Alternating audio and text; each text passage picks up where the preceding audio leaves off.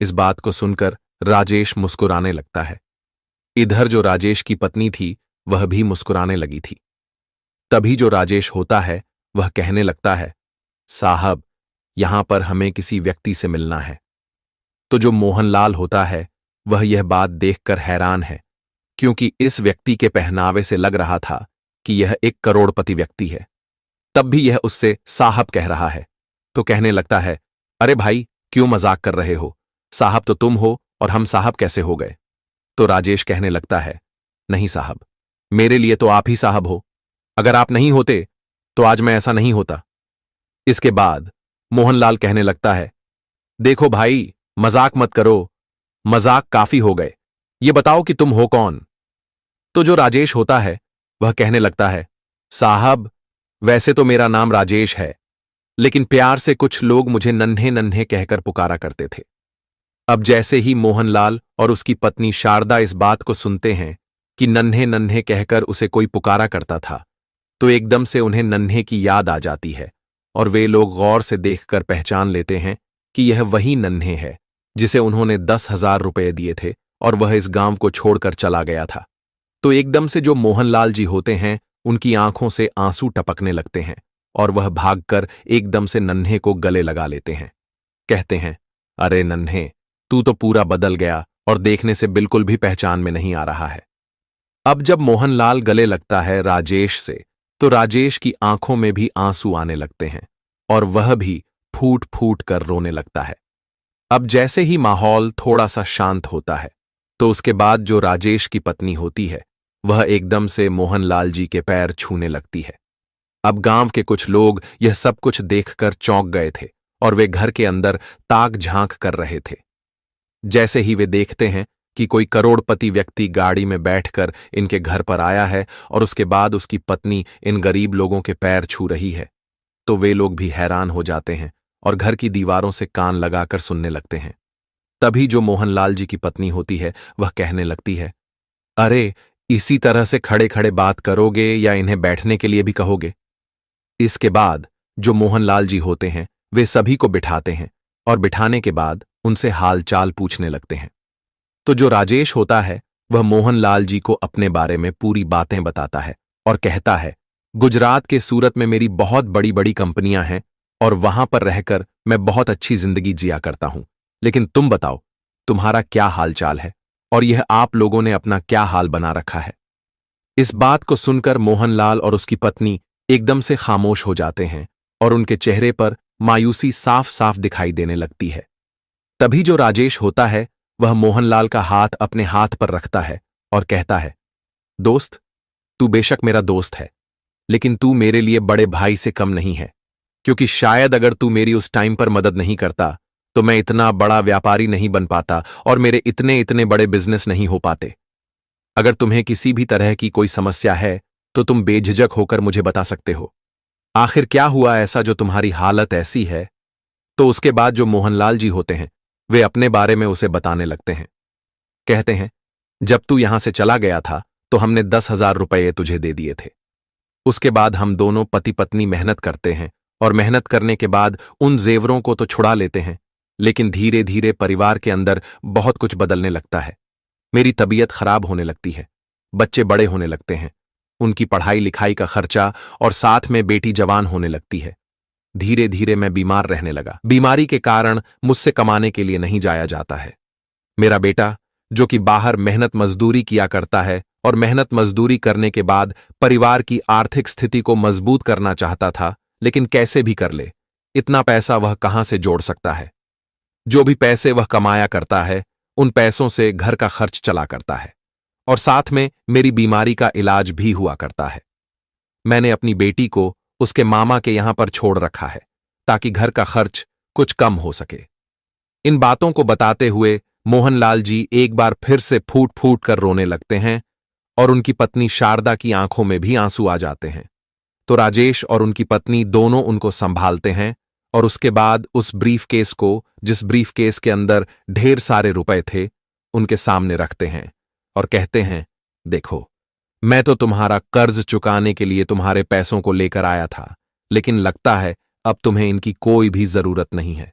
इसके बाद मोहनलाल कहने लगता है, अरे भाई, मैंने तुमसे कह तो दिया था कि यह कोई कर्ज नहीं है, यह तो हमारा प्यार है जो हमने तुम्हारे लिए किया था। वो लोग इसी तरह की बातें कर रहे थे और तभी यहां पर जो मोहनलाल जी होते हैं उनका बेटा आ जाता है, जो कि अब तक मजदूरी कर रहा था। इसके बाद जैसे वह घर के अंदर इन लोगों को बैठे देखता है तो एकदम से हैरान हो जाता है। तभी मोहनलाल जी अपने बेटे को इशारा करते हैं और उसे अपने पास बुलाकर बिठा लेते हैं।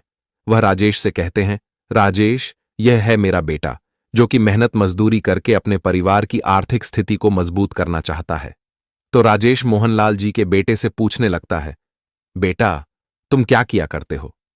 तो वह कहता है, अंकल जी, पढ़ाई लिखाई तो की थी, लेकिन परिवार की कंडीशंस की वजह से मुझे मेहनत करना ही अच्छा लगा, तो मैं मेहनत किया करता हूं और साथ में गवर्नमेंट जॉब की तैयारी भी कर रहा हूं।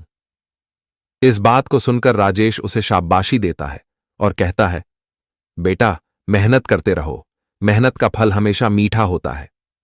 तो जो मोहनलाल का बेटा होता है वह अपने पिता से इन सभी चीजों के बारे में पूछना चाहता है कि यह लोग कौन हैं और यहां पर ये क्या कर रहे हैं। यह भाव उसके चेहरे पर साफ साफ दिखाई दे रहे थे। राजेश इन भावों को पढ़ लेता है और तभी वह मोहनलाल के बेटे को बता देता है, बेटा, मैं जानता हूं कि तुम क्या जानना चाहते हो और जो कुछ भी तुम जानना चाहते हो उन सभी चीजों के जवाब तुम्हें मिल जाएंगे, लेकिन उससे पहले तुम्हें मेरे साथ चलना होगा। इसके बाद राजेश उठने लगता है, लेकिन तभी मोहनलाल कहता है, कहां ले जा रहे हो तुम इसे? तो वह कहता है, मेरी बीवी बच्चे यहीं पर हैं, तो चिंता मत कर, तेरे बच्चे को किडनैप नहीं करूंगा, बस मुझे इससे कुछ काम है।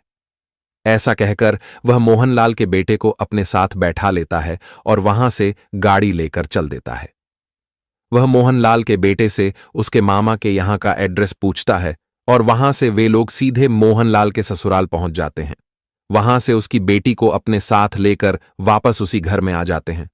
वहां पर आने के बाद राजेश उनसे कहने लगता है, दोस्त, देखो, बहुत हो गया, अब तुम्हें इस तरह से जिंदगी जीने की कोई जरूरत नहीं है।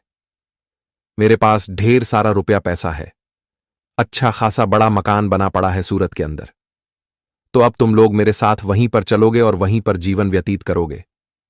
यहां पर क्या है? यहां पर बच्चों को मजदूरी भी बहुत कम मिला करती है। वहां पर किसी न किसी कंपनी में तुम्हारा बेटा मेरे यहां काम कर लेगा और वहीं पर मेरे साथ जीवन को व्यतीत करो। मैं तुम्हारी बेटी की भी वहीं पर शादी कराऊंगा। अब यह बातें सुनकर मोहनलाल कहने लगता है, नहीं यार, हम यहीं पर ठीक हैं, तू ही वहीं पर बना रह और कोई भी कैसी भी दिक्कत नहीं है। अब जो मोहनलाल का बेटा है वह अभी तक भी संतुष्ट नहीं है और उसे नहीं पता कि यह कौन है और यहां पर क्या कर रहा है। इतना बड़ा बिजनेसमैन होकर मेरे पिता के पास क्या कर रहा है? तो उसके बाद वह पूछ ही लेता है, अंकल जी, आप हो कौन और हमें अपने साथ ले जाने के लिए क्यों कह रहे हो? तो जो राजेश होता है वह उसे बता देता है, बेटा, मैं इसी तरह से तुम्हारे पिता का दोस्त हूं और इसी गांव का रहने वाला हूं। अब गांव वाले जो बाहर से इस बात पर निगाह डटे हुए थे, उन लोगों को भी पता चल जाता है कि यह कौन है और यहां पर क्या कर रहा है। तो गांव के कुछ गणमान्य लोग वहां पर आते हैं और आने के बाद उससे अपनी जान पहचान बढ़ाने लगते हैं। राजेश इन सभी बातों को समझ गया था और वो कहने लगता है, ठीक है, आप जो भी कह रहे हो वो सभी बातें ठीक हैं, लेकिन फिलहाल मुझे अपने दोस्त को अपने साथ ले जाना है। तो राजेश का दोस्त मोहनलाल कहने लगता है, भाई, अभी तो रात हो गई है, कल सुबह देखते हैं। आज रात तुम यहीं पर रुको और कल सुबह देखते हैं कि क्या होना है। ऐसा कहकर मोहनलाल राजेश के परिवार और राजेश को वहीं पर रोक लेता है। रात भर वे आपस में एक दूसरे से बातें करते रहते हैं। रात भर में उन लोगों ने तय कर लिया था कि वे लोग वहीं पर चले जाएंगे और वहीं पर अपनी आगे की जिंदगी बिताएंगे। दूसरे दिन सुबह सुबह जो राजेश होता है वह पूरे परिवार को लेकर वहां से सूरत अपने घर में आ जाता है और वहीं पर उन्हें आदर सम्मान के साथ रखने लगता है। राजेश ने मोहनलाल की बेटी की शादी एक बहुत ही बड़े घर में तय करा दी थी और बेटे को कंपनी के अंदर बहुत बड़ा मैनेजर बना दिया था।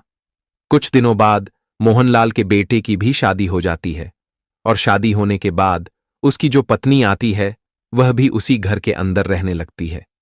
इसके बाद मोहनलाल का बेटा अपने लिए एक अलग से मकान खरीदता है और उसके अंदर अपनी पत्नी के साथ रहने लगता है। मोहनलाल और उसकी पत्नी शारदा कभी अपने दोस्त के यहां पर रहते तो कभी अपने बेटे के यहां पर रह करते हैं और अच्छी तरह से अपने समय को व्यतीत करते हैं। अब गांव वाले भी जान चुके थे कि हमारे यहां का एक व्यक्ति वहां पर बहुत बड़ा व्यक्ति बन गया है। गांव से भी कुछ लोग उसके पास आने लगते हैं अपने अपने बच्चों की सिफारिश लेकर और कहते हैं, हमारे बच्चों को भी कंपनी में काम दे दो ताकि वे भी अपने भविष्य को बेहतर कर सकें। तो वह गांव के कुछ व्यक्तियों को वहां पर लगा लेता है और हंसी खुशी अपना जीवन व्यतीत करता है। फिलहाल 2024 में मोहनलाल जी की मौत हो चुकी है। उसका बेटा सूरत के अंदर वहीं पर रहा करता है और उसके 3 बच्चे हैं। राजेश के बेटे की भी शादी हो गई है और शादी होने के बाद उसके 2 बच्चे उसके साथ रहा करते हैं। राजेश का बेटा और मोहनलाल का बेटा भी इसी तरह से एक दूसरे के अच्छे मित्र हैं और मोहनलाल का बेटा राजेश के बेटे को छोटा भाई समझा करता है। तो दोस्तों, ये थी आज की कहानी। आप लोगों को कहानी जैसी भी लगी हो कमेंट सेक्शन में बता देना। वीडियो अगर अच्छी लगी हो तो वीडियो को लाइक और चैनल को सब्सक्राइब जरूर करें ताकि हमें थोड़ा सा हौसला मिले आप लोगों के लिए ऐसे ही अच्छे अच्छे वीडियो बनाने के लिए। इन कहानियों को सुनाने का उद्देश्य किसी को परेशान करना बिल्कुल भी नहीं है। यह कहानी आपको इसलिए सुनाई जाती है ताकि आप लोग इन कहानियों में से कुछ न कुछ सीख सकें और अपने जीवन में उस चीज को अप्लाई कर सकें। मिलते हैं किसी नेक्स्ट वीडियो में नए टॉपिक के साथ। तब तक के लिए जय हिंद, जय भारत, जय हिंदुस्तान।